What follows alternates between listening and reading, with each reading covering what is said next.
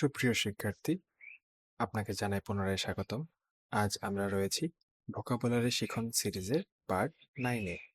তো চলুন দেরি না করে শুরু করা যাক।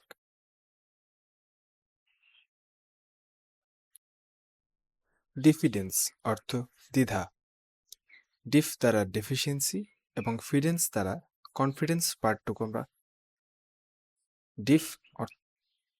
ডিফ পার্টটুকু দিয়ে ডেফিসিয়েন্সি এবং ফিডেন্স পার্টটুকু দিয়ে কনফিডেন্স ওয়ার্ডটা আমরা মনে রাখবো। তাহলে ডেফিসিয়েন্সি কনফিডেন্স অর্থ দ্বিধা।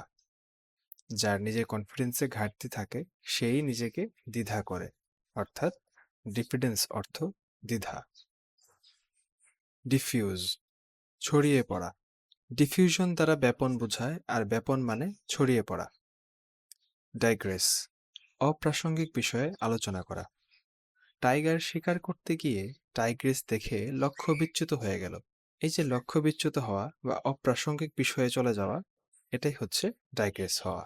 অর্থাৎ ডাইগ্রেস অর্থ অপ্রাসঙ্গিক বিষয়ে আলোচনা করা। ডার্গে শোক সঙ্গীত। দর্জিরা কষ্টের গান শোনে। ডিসঅ্যাবিউজ ভুল ধারণা থেকে মুক্ত করা। অ্যাবিউজ হচ্ছে অবমাননা, আর এটা হচ্ছে অ্যাবিউজের বিপরীত। সুতরাং ডিসঅ্যাবিউজ অর্থ ভুল ধারণা থেকে মুক্ত করা। ডিসসার্ন উপলব্ধি করতে পারা। এখানে ডিসসার্ন ওয়ার্ডটাকে আমরা যদি দুই ভাগে ভাগ করি, ডিআই এবং SCERN। ডিআই একটি পার্ট, SCERN একটি পার্ট। SCERN পার্টটাকে যদি আমরা স্ক্রিনের সাথে মিল রেখে মনে রাখি, ডাই স্ক্রিনিং, ডুয়াল স্ক্রিনিং, আর তাই ডুয়াল স্ক্রিনিং করলে অস্পষ্ট বিষয় বোঝা যায়, অর্থাৎ দুইটা স্ক্রিনে একটা বিষয়কে ভালোভাবে বোঝা যায়, উপলব্ধি করতে পারা যায়। সুতরাং ডিসসার্ন অর্থ উপলব্ধি করতে পারা। ডিসকর্ডেন্ট বেসুরো, কারণ সুরে যদি কোঅর্ডিনেশন না থাকে তাহলে তা বেসুরো শোনায়, অর্থাৎ ডিসকর্ডেন্ট অর্থ বেসুরো।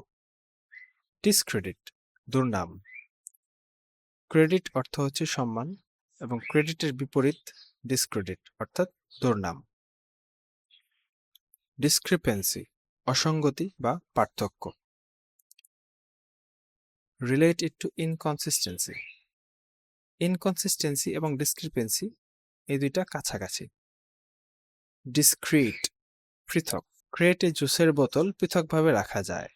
এই ক্রিট পার্টটুকু কিছুটা ক্রেটের মতো শোনায়, আর ক্রেটে জুসের বোতল পৃথকভাবে রাখা যায়, অর্থাৎ ডিসক্রিট অর্থ পৃথক।